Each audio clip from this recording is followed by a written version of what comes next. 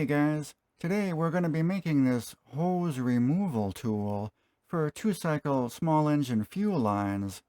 These are super handy for removing fuel lines on weed whackers, chainsaws, anything that uses that really small Tygon fuel line.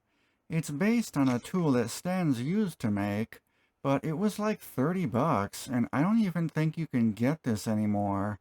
On my tool, when we look at just the tip, it has a U-notch to keep it from slipping off the hose fitting, and a sharpened edge on one side, so it can get right up in between the hose and the carburetor. That sharpened edge can also help with dried out, stuck-on fuel lines. You can use it as a scraper to get the remnants off. If you're like me, you already have a bin full of junk screwdrivers, so just grab one and head over to the bench grinder. The tip on a lot of screwdrivers is too narrow, so I'm going to square it off and remove quite a bit of that tapered portion.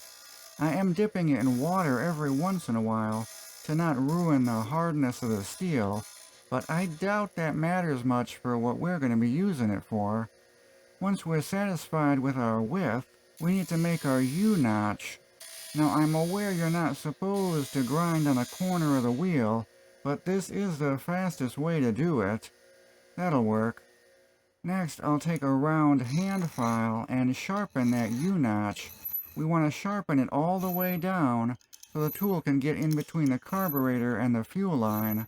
And then I'll just round over the pointy parts a bit, because I'm sure I'll find a way to stab myself with this at some point.